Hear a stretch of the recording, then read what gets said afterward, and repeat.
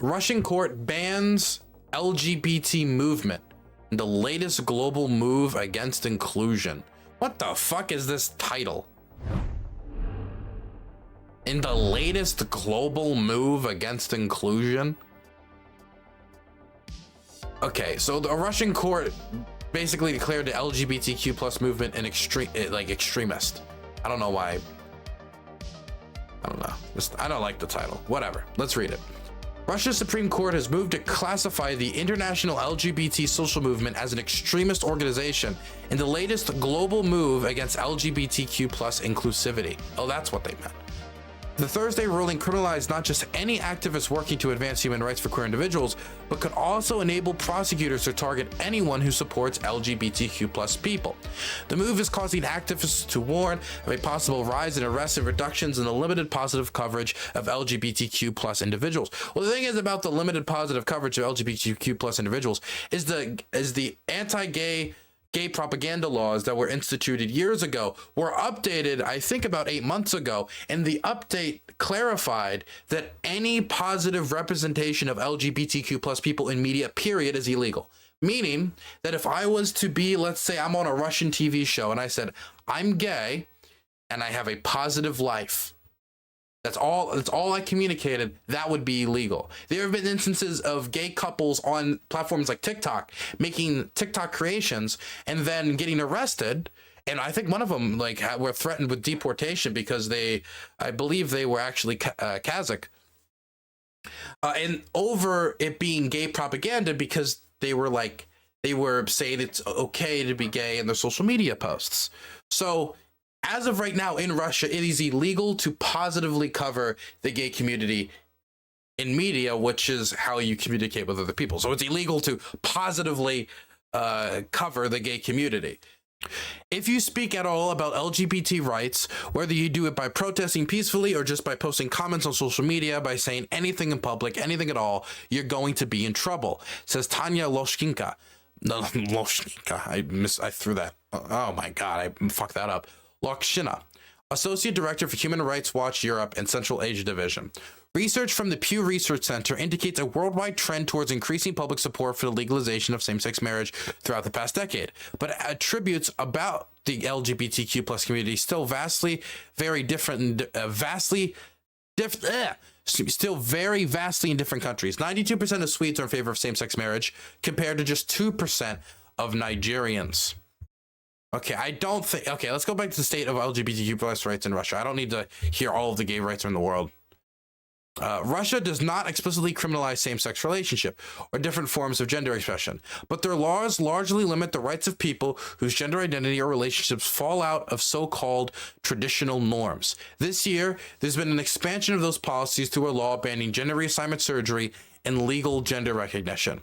Because what the Russian Supreme Court labeled the international LGBT social movement is not an actual organization, legal group, activists, and anyone who speak out in support of the queer community in Russia abroad could face punishment.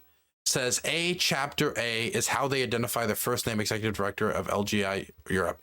Basically, by keeping it vague, and this is what I was trying to get at earlier, but I didn't know how to get across. By keeping it vague, anybody who broadly associates with the LGBT movement could therefore fall under the effect of being called extremists, and then the government comes after them. And so what this has led to is a lot of people distancing themselves from the movement. And anything even broadly could be associated with the movement. For example, K-pop videos having rainbows edited out of their versions broadcasted in Russia out of the fear that the rainbow could be associated with the gays. My Little Pony no longer being accessible for anybody under the age of 18 because there's rainbows in the Rainbow Dash. Things are getting pretty wacky. People who participate or finance what the government labels an extremist organization can face up to 12 years in prison. Human Rights Watch reports those who display symbols of an extremist organization, which include pride flags, could be arrested for up to 10 days. Repeat offenders could be subject up to 4 years in prison. So 2 gay flag displays, 4 years in prison.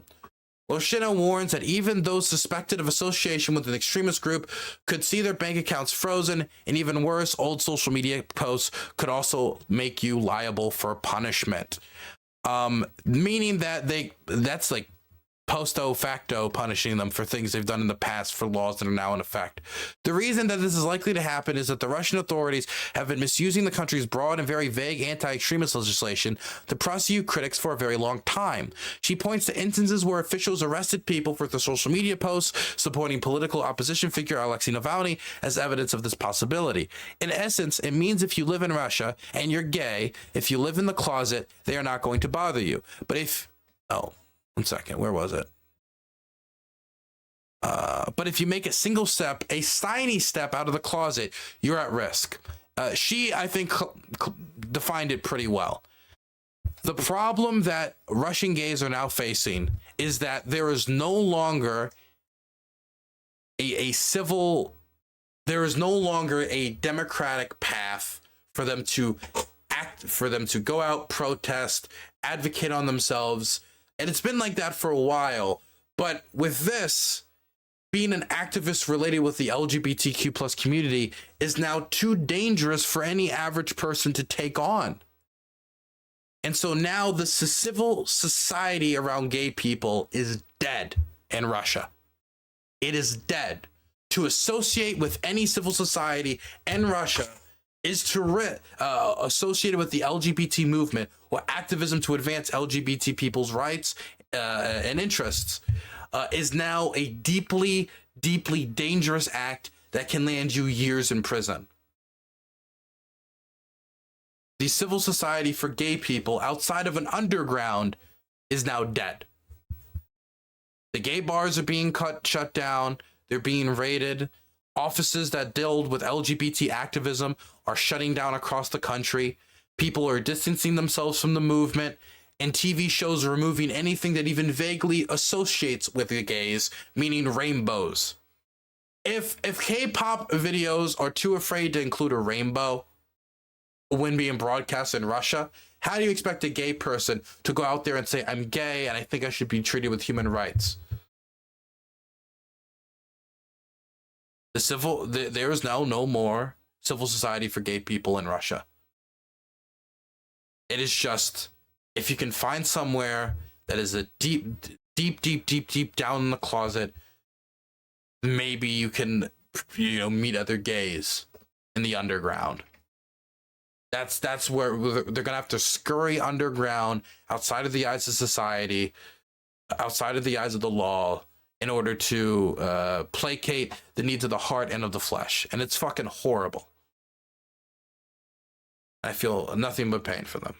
Wait, I wonder, do I still have it? Yes, I do still have it. Oh, I gotta show you guys this.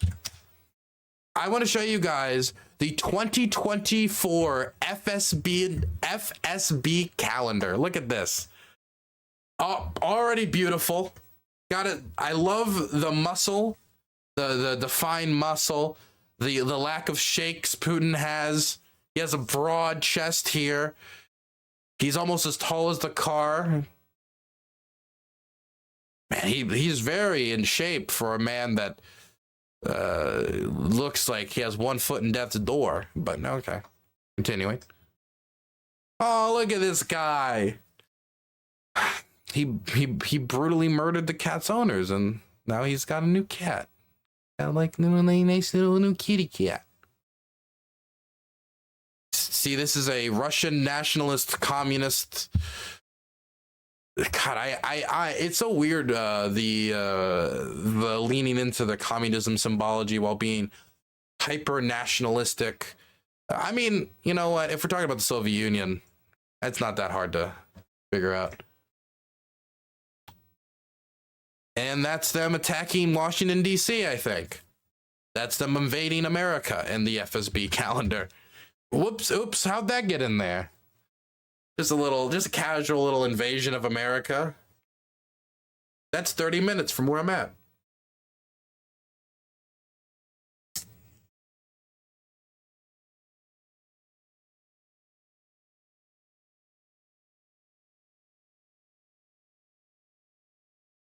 Let's see. Let's look at some more. This is him. This is a soldier comforting this woman. It's probably sad because she found out she lives in Russia. This is a soldier with a... I think it's a monkey from a popular Russian children's cartoon.